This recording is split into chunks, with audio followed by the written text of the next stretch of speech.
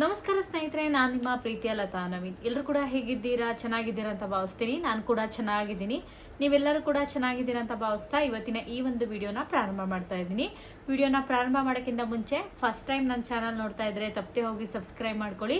Video ಇಷ್ಟದಲ್ಲಿ like ಮಾಡಿ, share ಮಾಡಿ, ಹಾಗೆ ನಿಮ್ಮ ಫ್ರೆಂಡ್ಸ್ ಅಂಡ್ ಫ್ಯಾಮಿಲಿ ಜೊತೆಗೆ ಈ ಒಂದು ವಿಡಿಯೋನ ಹಂಚ್ಕೊಳ್ಳಿ.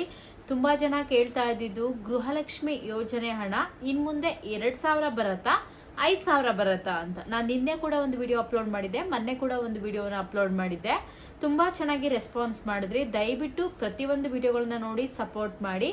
ಈಗ DK ಶಿವಕುಮಾರ್ ಸರ್ ಅವರು ಈಗ ನಿಮ್ಮೆಲ್ಲರಿಗೂ ಗೊತ್ತಿರುವ ಹಾಗೆ ಮುಖ್ಯಮಂತ್ರಿಗಳಾಗಿ ಪ್ರಮಾಣ ವಚನವನ್ನ ಸ್ವೀಕಾರ ಮಾಡಿದ್ದಾರೆ. ಇವರು ಮುಖ್ಯಮಂತ್ರಿಗಳಾದ್ಮೇಲೆ ಇನ್ ಮುಂದೆ 2,000 ರೂಪಾಯಿ ಬರಲ್ಲ, 5,000 ರೂಪಾಯಿ ಹಣ ಖಾತೆಗೆ ಜಮಾ ಆಗತ್ತೆ ಅಂತ ಹೇಳ್ಬಿಟ್ಟು ಎಲ್ಲಾ ಕಡೆ ಸುದ್ದಿ ಮಾಧ್ಯಮಗಳಲ್ಲಾಗಿರ್ಬೋದು, ಪ್ರತಿಯೊಂದು ಯೂಟ್ಯೂಬ್ ಚಾನೆಲ್ಗಳಾಗಿರ್ಬೋದು ಅಥವಾ ಗೂಗಲ್ ಅಲ್ಲಿ ಆಗಿರ್ಬೋದು, ಪ್ರತಿ ಒಂದು ಕಡೆಯಲ್ಲೂ ಇದ್ರ ಬಗ್ಗೆನೇ ನಿಮ್ಗೆ ಚರ್ಚೆ ನಡೀತಾ ಇದೆ ಅಂತಾನೆ ಹೇಳ್ಬೋದು. ತುಂಬಾ ಜನಕ್ಕೆ ಇದು ತುಂಬಾನೇ ಖುಷಿಯಾದ ವಿಚಾರ. 2,000 ರೂಪಾಯಿ ಬದಲು 5,000 ರೂಪಾಯಿ ಸಿಕ್ಕಿದ್ರೆ ಪ್ರತಿಯೊಬ್ಬರಿಗೂ ಕೂಡ ಒಂದು ಖುಷಿಯಾದ ವಿಚಾರ ಅಂತಾನೆ ಹೇಳ್ಬೋದು. ಇದ್ರ ಬಗ್ಗೆ ಸಂಕ್ಷಿಪ್ತವಾಗಿ ವಿಡಿಯೋದಲ್ಲಿ ತಿಳಿಸ್ಕೊಡ್ತೀನಿ. ಯಾರ್ಯಾರಿಗೆ 5,000 ರೂಪಾಯಿ ಸಿಗ್ತಾ ಇದೆ, ಯಾರ್ಯಾರಿಗೆ ಸಿಗಲ್ಲ, ಹಾಗೆ 2,000 ರೂಪಾಯಿ ಮಾತ್ರ ಸಿಗತ್ತಾ ಏನು ಅನ್ನೋದ್ರ ಬಗ್ಗೆ ಕ್ಲಾರಿಟಿ ಕೊಡ್ತೀನಿ. ವಿಡಿಯೋನ ಎಲ್ಲೂ ಕೂಡ ಸ್ಕಿಪ್ ಮಾಡಿದ್ರೆ ಫಸ್ಟ್ ಇಂದ ಕೊನೆವರೆಗೂ ಪೂರ್ತಿಯಾಗಿ ನೋಡಿ. ಅರ್ಧಂಬರ್ಧ ವಿಡಿಯೋ ನೋಡಿದ್ರೆ ಕಂಪ್ಲೀಟ್ ಆಗಿರುವಂತ ಮಾಹಿತಿ ನಿಮ್ಗೆ ಸಿಗೋದಿಲ್ಲ. ಅದ್ರ ಜೊತೆಗೆ DK ಶಿವಕುಮಾರ್ ಸರ್ ಅವರು ಇನ್ನೊಂದು ವಾರ್ನಿಂಗ್ ತರನೇ ಕೊಟ್ಟಿದ್ದಾರೆ ಅಂತಾನೆ ಹೇಳ್ಬೋದು.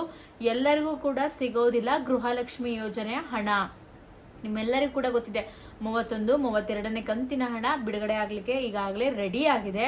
ಪ್ರತಿಯೊಬ್ರು ಕೂಡ ಹೋಗಿ ನಿಮ್ಮ ಬೆರಳಚ್ಚನ ಅಂದ್ರೆ ಬಯೋಮೆಟ್ರಿಕ್ ನ ಕೊಡ್ಬೇಕಾಗತ್ತೆ. ಸೊ ಏನಿದು ಕತೆ ಅಂತ ನೋಡ್ತಾ ಹೋಗೋಣ. ಮೊದಲನೇದಾಗಿ ಗೃಹಲಕ್ಷ್ಮಿ ಯೋಜನೆಯ ಬಗ್ಗೆ ಅಪ್ಡೇಟ್ ಕೊಡೋದಾರೆ, ಗೃಹಲಕ್ಷ್ಮಿ ಯೋಜನೆ ಬಹಳ ದೊಡ್ಡ ಯೋಜನೆ. ಈ ಯೋಜನೆ ಅಡಿಯಲ್ಲಿ ಕೋಟ್ಯಾಂತರ ಜನ ಮಹಿಳೆಯರು ಹಣವನ್ನ ಪಡ್ಕೊಂತಾ ಇದ್ದಾರೆ. ಪ್ರತಿ ತಿಂಗಳು 2,000 ರೂಪಾಯಿ ಬರ್ತಾ ಇದೆ.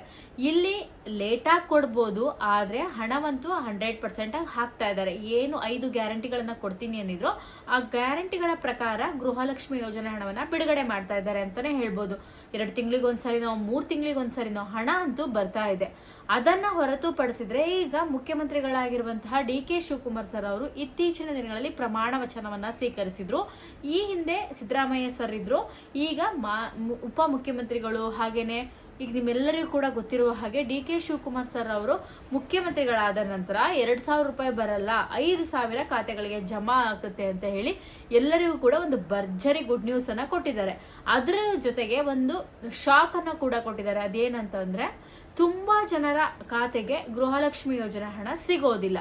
ಯಾಕೆ ಸಿಗೋದಿಲ್ಲ ಅನ್ನೋದು ನಿಮ್ಮೆಲ್ಲರಿಗೂ ಕೂಡ ಗೊತ್ತಿದೆ. ಟ್ಯಾಕ್ಸ್ ಪೇಯರ್ ಆಗಿದ್ದು ಅಥವಾ ಗೌರ್ಮೆಂಟ್ ಜಾಬ್ ಅಲ್ಲಿ ಇದ್ದವರಿಗೆ ಸಿಗೋದಿಲ್ಲ ಗೃಹಲಕ್ಷ್ಮಿ ಯೋಜನೆ ಹಣ. ಅಕಸ್ಮಾತ್ ಇಷ್ಟು ದಿನ ನೀವು ಗೊತ್ತಿಲ್ದೇನೋ ತಗೊಂತಾ ಇದ್ದು ಸರ್ಕಾರದ ಕಣ್ಣಿಗೆ ಯಾಮಾರಿಸಿ ಹಣವನ್ನ ಪಡ್ಕೊಂತಾ ಇದ್ರೆ, ಈಗ ಅದನ್ನೆಲ್ಲವೂ ಕೂಡ ಕುಲಂಕುಷವಾಗಿ ಎಲ್ಲದನ್ನು ಕೂಡ ಅರ್ಜಿಗಳನ್ನ ಚೆಕ್ ಮಾಡಿ ಅರ್ಜಿಗಳನ್ನ ಕ್ಯಾನ್ಸಲ್ ಮಾಡ್ತಾ ಇದ್ದಾರೆ. ನಿಮ್ಮ ಗೃಹಲಕ್ಷ್ಮಿ ಯೋಜನೆ ಹಣ ಕ್ಯಾನ್ಸಲ್ ಆಗತ್ತೆ, ಅಥವಾ ನಿಮ್ಮ ಯೋಜನೆ ಹಣ ಎಲ್ಲದೂ ಕೂಡ ಕರೆಕ್ಟ್ ಇದ್ದು ನಿಮಗೆ ಬರ್ತಾ ಇಲ್ಲ ಅಂದ್ರೆ, ಸೊ ನೀವ್ ಏನ್ ಮಾಡ್ಬೇಕಾಗಿಲ್ಲ, ನಿಮ್ ಹತ್ತಿರದಲ್ಲಿರುವ ಬ್ಯಾಂಗ್ಳೂರ್ವನ್ನೋ ಕರ್ನಾಟಕವನ್ನೋ ಅಥವಾ ಸೊ ನಿಮ್ಗೆ ಗೊತ್ತಿದೆ ಗ್ರಾಮ್ ಒಂದಿಗೆ ಹೋಗ್ಬಿಟ್ಟು ಬಯೋಮೆಟ್ರಿಕ್ ಅಂದ್ರೆ ಬೆರಳಚ್ಚನ್ನ ಹೆಂಗ್ ಕೊಟ್ರೆ ನೀವು ಸೊ ಟ್ಯಾಕ್ಸ್ ಪೇಯರ್ ಅಲ್ಲ ಅಂದ್ರೆ ನಿಮ್ ಗೃಹಲಕ್ಷ್ಮಿ ಯೋಜನೆ ಹಣ ಜಮಾ ಆಗತ್ತೆ. ನೀವು ಟ್ಯಾಕ್ಸ್ ಪೇಯರ್ ಆಗಿದ್ರೆ ಅದು ಅರ್ಜಿ ಹಾಕೋದು ವೇಸ್ಟ್, ನೀವು ಹೋಗೋದು ವೇಸ್ಟ್ ಆಗತ್ತೆ. ಇದು ಬಹಳ ಮುಖ್ಯವಾದ ಮಾಹಿತಿ. ಇನ್ನು ಇನ್ ಮುಂದೆ 2,000 ರೂಪಾಯಿ ಬರಲ್ಲ, 5,000 ರೂಪಾಯಿ ಬರುತ್ತೆ ಅಂತ ಸುದ್ದಿ ಆಗ್ತಾ ಇದೆ. ಇದು ನಿಜನಾ ಸುಳ್ಳ ಅನ್ನೋದು ಒಂದಿಷ್ಟು ಜನರಿಗೆ ಗೊಂದಲ. ಇದ್ರ ಜೊತೆಗೆ ಇನ್ನೊಂದಿಷ್ಟು ಜನ ಹೇಳ್ತಾ ಇದ್ದಾರೆ 2,000 ರೂಪಾಯಿ ಬದಲು 5,000 ರೂಪಾಯಿ ಬಂದ್ರೆ ತುಂಬಾನೇ ಖುಷಿ ಆಗತ್ತೆ ಅಂತ. 100% ಖುಷಿ ಆಗತ್ತೆ. ಏನೋ ಒಂದು ಸ್ವಲ್ಪ ತರಕಾರಿ ಖರ್ಚಿಗೋ ಫೀಸ್ಗಳ ಖರ್ಚಿಗೋ 2,000 ರೂಪಾಯಿಗಿಂತ ಒಂದು 3,000 ರೂಪಾಯಿ ಹೆಚ್ಚಿಗೆ ಬಂದಾಗ ಒಂದಿಷ್ಟು ಎಸ್ಟಿಮೇಟ್ಗಳು ಬೇರೆ ಬೇರೆ ಒಂದು ಬಿಗ್ ಡ್ರೀಮ್ ಆಗಿ ಕಾಣುತ್ತೆ ಅಂತಾನೆ ಹೇಳ್ಬೋದು. ಸೊ ಇದು ಬರತ್ತಾ ಇಲ್ಲ ಅನ್ನೋದು ಒಂದಿಷ್ಟು ಗೊಂದಲ ಆದ್ರೆ, ತುಂಬಾ ಜನ 2,000 ರೂಪಾಯಿನೇ ಸಾಕು, ಇನ್ನು ಗ್ಯಾಸು ಅಥವಾ ದಿನಸಿ ಸಾಮಗ್ರಿಗಳ ವಸ್ತುಗಳನ್ನ ಕಮ್ಮಿ ಮಾಡಿದ್ರೆ ಸಾಕು, 2,000 ರೂಪಾಯಿನೇ ಕೊಡ್ಬೇಕು ಅಂತ ಏನಿಲ್ಲ, 2,000 ರೂಪಾಯಿ ಕೊಟ್ರೆ ಸಾಕು, ತರಕಾರಿ ಬೆಳೆಗಳ ಅಥವಾ ಬೇಳೆ ಕಾಳುಗಳ ಬೆಲೆಯನ್ನ ಕಮ್ಮಿ ಮಾಡಿ ಅಂತ ಒಂದಿಷ್ಟು ಜನ ಹೇಳ್ತಾ ಇದ್ದಾರೆ. ಇನ್ನು ಕೆಲವರು ಏನಂತ ಹೇಳ್ತಾ ಇದ್ದಾರೆ ಅಂದ್ರೆ, ಸೊ ನಮ್ಗೆ ಈ 2,000 ರೂಪಾಯಿ ಬದಲು ಅಥವಾ ಈ ಉಚಿತ ಬಸ್ ಪ್ರಯಾಣದ ಬದಲು ನಮ್ಗೆ 2,000 ರೂಪಾಯಿನೂ ಕೊಟ್ಟು ಉಚಿತ ಬಸ್ ಪ್ರಯಾಣದ ಬದಲು ಪ್ರತಿ ತಿಂಗಳು ಒಂದು ಗ್ಯಾಸ್ ಅನ್ನ ಫ್ರೀ ಕೊಟ್ಟಿದ್ರು ಆಗ್ತಾ ಇತ್ತು. ನಾವೇನು ಪ್ರತಿದಿನ ಏನು ಬಸ್ಸಿಗೆ ಹೋಗಲ್ಲ ಅಂತ ಹೇಳಿ ಕೂಡ ಕೆಲವರು ಹೇಳ್ತಾ ಇದ್ದಾರೆ. ಇದನ್ನೆಲ್ಲವನ್ನ ಗಮನದಲ್ಲಿ ಇಟ್ಕೊಂಡು ಸರ್ಕಾರ ಕೂಡ ಯೋಚನೆ ಮಾಡುತ್ತೆ ನಾವು ಯಾವುದನ್ನು ಕೊಡಬೇಕು ಯಾವುದನ್ನು ಬಿಡಬೇಕು ಅಂತ. ಗೃಹಲಕ್ಷ್ಮಿ ಯೋಜನೆ ಹಣವನ್ನ 2,000 ಕೊಡತ್ತೋ ಅಥವಾ 5,000 ಕೊಡತ್ತೋ ಅಂತ. ಆದ್ರೆ ಎಲ್ಲೂ ಕೂಡ ಡಿ.ಕೆ. ಶಿವಕುಮಾರ್ ಸರ್ ಅವರು ನಾನು 5,000ನೇ ಕೊಟ್ಬಿಡ್ತೀನಿ ಅಂತ ಎಲ್ಲೂ ಹೇಳಿಲ್ಲ ಸ್ನೇಹಿತರೆ. ಇದನ್ನ ದಯವಿಟ್ಟು ಗಮನದಲ್ಲಿ ಇಟ್ಕೊಳ್ಳಿ. ನಾನು ಕೂಡ ಹೇಳ್ತಾ ಇರೋದೇ, ಮತ್ತೊಂದು ಕಡೆಯಲ್ಲಿ ಹೇಳ್ತಾ ಇರೋದು ಕೂಡ ಮತ್ತೊಂದು ಕಡೆಯಲ್ಲಿ ಹೇಳ್ತಾ ಇರೋದು ಅದನ್ನೇ. ಸೊ ಅವ್ರು ಏನ್ ಹೇಳಿದಾರೆ ಅಂದ್ರೆ 3,000 ಮಾಡ್ತೀನಿ, 2,500 ಮಾಡ್ತೀನಿ ಅಂತ ಹೇಳಿ ಒಂದು ಪ್ರೋಗ್ರಾಮ್ ಅಲ್ಲಿ ಅನೌನ್ಸ್ಮೆಂಟ್ ಮಾಡಿದ್ರು. ಅದು ಯಾವಾಗಂದ್ರೆ ಮುಂಬರುವ ಎಲೆಕ್ಷನ್ ಅಲ್ಲಿ, ಈ ಎಲೆಕ್ಷನ್ ಅಲ್ಲ, ಮುಂಬರುವ ಎಲೆಕ್ಷನ್ ಅಲ್ಲಿ. ಈಗ ಕಾಂಗ್ರೆಸ್ ಸರ್ಕಾರ ಏನು 5 ವರ್ಷ ಏನು ಎಲೆಕ್ಷನ್ ಮುಗಿಸಿ ಮತ್ತೊಂದು ಎಲೆಕ್ಷನ್ ಬರುತ್ತಲ್ವಾ, ವೋಟ್ ಹಾಕ್ತಿವಲ್ವಾ ನಾವೆಲ್ಲರೂ, ಆ ಎಲೆಕ್ಷನ್ ಅಲ್ಲಿ ಮತ್ತೆ ಕಾಂಗ್ರೆಸ್ ಬಂದ್ರೆ ನಾವು 3,000 ಕೊಡ್ತೀವಿ, ಇಲ್ಲ ಅಂದ್ರೆ ನಾವು 5,000 ಬೇಕಾದ್ರೂ ಕೊಡ್ಬೋದು, ಇಲ್ಲ 2,500 ಬೇಕಾದ್ರೂ ಕೊಡ್ಬೋದು ಅಂತ ಹೇಳಿ ಒಂದು ಓಪನ್ ಸ್ಟೇಟ್ಮೆಂಟ್ ಕೊಟ್ಟಿದ್ದಾರೆ. ಅದನ್ನು ಹೊರತುಪಡಿಸಿ ಈಗ ಮುಖ್ಯಮಂತ್ರಿಗಳಾದ ನಂತರ ಎಲ್ಲೂ ಕೂಡ ಸ್ಟೇಟ್ಮೆಂಟ್ ಅನ್ನ ಪಾಸ್ ಮಾಡಿಲ್ಲ. ಅವರು ಕೊಟ್ರೆ ಅನುಕೂಲನೇ, ಖುಷಿ. ಭಾರತದ ಸುಪ್ರಸಿದ್ಧ ಜ್ಯೋತಿಷ್ಯರು ಪಂಡಿತ್ ಶ್ರೀ ಶಿವರಾಜ್ ಎಸ್ ಗುರೂಜಿ ಅವರು ನಿಮ್ಮಲ್ಲಿ ಯಾವುದೇ ರೀತಿಯಾದರೂ ಸಮಸ್ಯೆ ಇದ್ದರೆ ಒಂದೇ ದಿನದಲ್ಲಿ 100% ಪರಿಹಾರ ಕೊಡ್ತಾರೆ. ಸ್ತ್ರೀ ಪುರುಷ ವಶೀಕರಣ, ಪರಸ್ತ್ರೀ ಸಂಬಂಧ ಅಥವಾ ಪ್ರೀತಿ ಪ್ರೇಮ ಸಮಸ್ಯೆ, ಸ್ತ್ರೀ ವಶೀಕರಣ, ಮಾಟ ಮಂತ್ರ ಸಮಸ್ಯೆ, ಯಾವುದೇ ರೀತಿ ಸಮಸ್ಯೆ ಆಗಿರ್ಬೋದು, ಅಥವಾ ನಿಮಗೆ ವ್ಯವಹಾರದಲ್ಲಿ ನಷ್ಟ, ಹಾಗೆ ವ್ಯವಹಾರದಲ್ಲಿ ಸಮಸ್ಯೆ, ಜೀವನ ಮತ್ತು ವೃತ್ತಿ, ಪ್ರೀತಿಯ ಸಮಸ್ಯೆ, ಶಿಕ್ಷಣ ಸಮಸ್ಯೆ, ಬೇರೆ ಯಾವುದೇ ರೀತಿ ಸಮಸ್ಯೆ ಇದ್ದರೂ ಕೂಡ ಒಂದೇ ದಿನದಲ್ಲಿ ಪರಿಹಾರವನ್ನು ಕೊಡ್ತಾರೆ.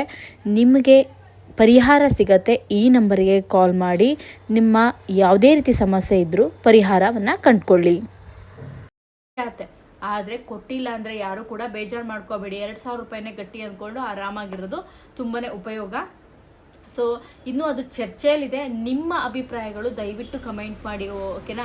2,000 ರೂಪಾಯಿ ಕೊಟ್ಟರೆ ಓಕೆನಾ ಅಥವಾ 5,000 ರೂಪಾಯಿ ಕೊಟ್ಟರೆ ಅನುಕೂಲನಾ ಅಂತ. ಯಾಕೆಂದ್ರೆ ನೀವು ಮಾಡುವ ಪ್ರತಿಯೊಂದು ಕಮೆಂಟ್ಗಳು ಕೂಡ ಇಂಪಾರ್ಟೆಂಟ್ ಆಗಿರುತ್ತೆ. ಈ ವಿಡಿಯೋನ ಸರ್ಕಾರಕ್ಕೆ ತಲುಪುವ ಹಾಗೆ ನಾವೆಲ್ಲರೂ ಕೂಡ ಮಾಡೋಣ. ದಯವಿಟ್ಟು ನಿಮ್ಮ ಒಪಿನಿಯನ್ ಕೂಡ ಪ್ರತಿಯೊಬ್ಬರು ನೋಡ್ತಾ ಇರ್ತಾರೆ, ಅವರ ಒಪಿನಿಯನ್ಗಳನ್ನ ಶೇರ್ ಮಾಡ್ತಾ ಇರ್ತಾರೆ.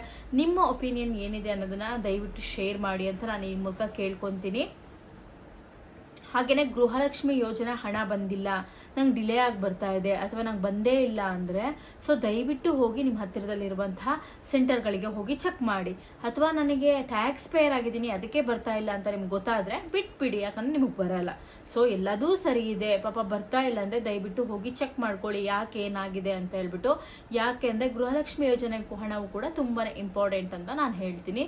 ಸೊ ಇಷ್ಟ ಆಗಿತ್ತು ಇವತ್ತಿನ ಮಾಹಿತಿ. ವಿಡಿಯೋ ಇಷ್ಟ ಆದರೆ ದಯವಿಟ್ಟು ಲೈಕ್ ಮಾಡಿ, ಶೇರ್ ಮಾಡಿ, ಹಾಗೆ ನನ್ನ ಚಾನಲ್ಗೆ ಸಪೋರ್ಟ್ ಮಾಡಿ. ಪ್ರತಿಯೊಬ್ಬರು ಕೂಡ ಹೋಗಿ ನನ್ನ ಚಾನಲ್ನ ನೋಡಿ ಸಪೋರ್ಟ್ ಮಾಡಿ ಅಂತ ಕೇಳ್ಕೊತೀನಿ. ಹಾಗೆಯೇ ಫ್ರೆಂಡ್ಸ್ ಆ್ಯಂಡ್ ಫ್ಯಾಮಿಲಿ ಜೊತೆಗೆ ಶೇರ್ ಮಾಡಿ. ನಿಮ್ಮ ಒಪಿನಿಯನ್ ಏನಿದ್ರು ದಯವಿಟ್ಟು ಕಮೆಂಟ್ ಬಾಕ್ಸಲ್ಲಿ ಬರೀರಿ. ಹಾಗೆ ನನ್ನ ಚಾನಲಲ್ಲಿ ಇನ್ನು ಮುಂದೆ 2 ವಿಡಿಯೋಗಳನ್ನು ಬಿಡ್ತಾ ಹೋಗ್ತೀನಿ. ಹಾಗೆ ನನ್ನ ಇನ್ಸ್ಟಾಗ್ರಾಮ್ ಪೇಜನ್ನು ಕೂಡ ಫಾಲೋ ಮಾಡಿ ಅಂತ ಹೇಳ್ತಾ ನೆಕ್ಸ್ಟ್ ವಿಡಿಯೋದಲ್ಲಿ ಮತ್ತೊಮ್ಮೆ ಸಿಗೋಣ. ನಿಮ್ಮೆಲ್ಲರಿಗೂ ಕೂಡ ಧನ್ಯವಾದಗಳು. ನಮಸ್ಕಾರ. Thank you.